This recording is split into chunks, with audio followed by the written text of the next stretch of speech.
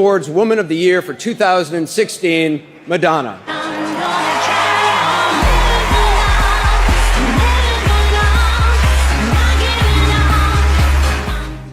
When I first moved to New York, I was a teenager.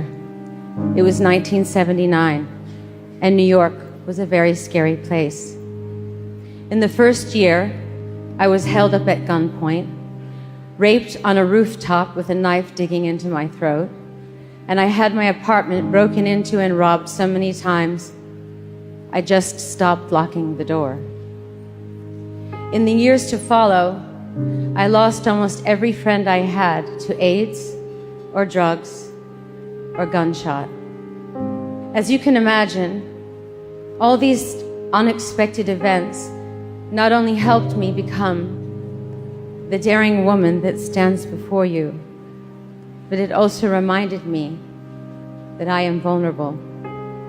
And in life, there is no real safety except self-belief. What can I say about being a woman in the music business? What can I say about being a woman?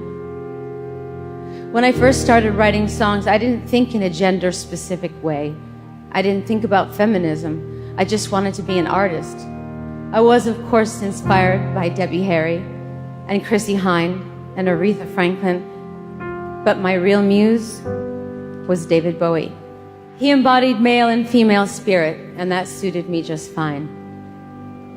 He made me think there were no rules. But I was wrong. There are no rules if you're a boy. If you're a girl, you have to play the game. What is that game? You are allowed to be pretty and cute and sexy, but don't act too smart. Don't have an opinion. You are allowed to be objectified by men and dress like a slut, but don't own your sluttiness. And do not, I repeat, do not share your own sexual fantasies with the world. Be what men want you to be, but more importantly, be what women feel comfortable with you being around other men. And finally, do not age, because to age is a sin.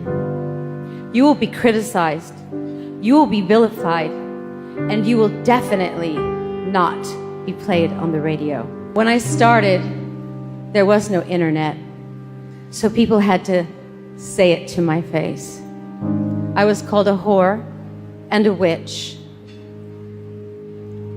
One headline compared me to Satan. I said, wait a minute, isn't Prince running around with fishnets and high heels and lipstick with his butt hanging out? Yes, he was. But he was a man. This was the first time I truly understood that women really did not have the same freedom as men. I remember feeling paralyzed. It took me a while to pull myself together and get on with my creative life, to get on with my life. Camille Paglia, the famous feminist writer, said that I set women back by objectifying myself sexually. Oh, I thought, so if you're a feminist, you don't have sexuality. You deny it. So I said, it. I'm a different kind of feminist. I'm a bad feminist.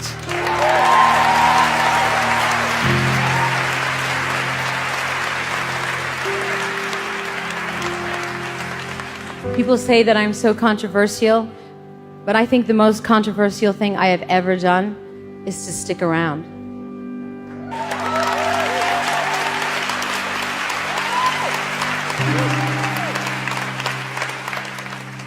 What I would like to say to all the women here today is this.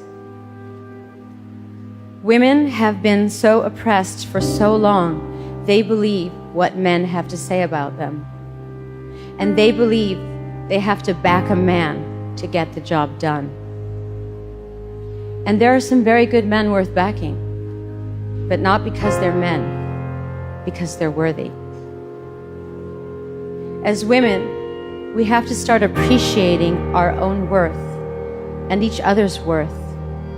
Seek out strong women to befriend, to align yourself with, to learn from, to be inspired by, to collaborate with, to support, to be enlightened by. As I said before, it's not so much about receiving this award as it is having this opportunity to stand before you and really say thank you as a woman, as an artist, as a human. Not only to the people who have loved and supported me along the way. So many of you are sitting in front of me right now. You have no idea.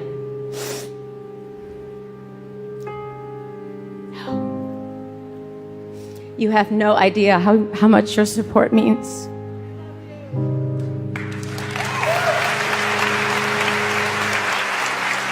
So thank you.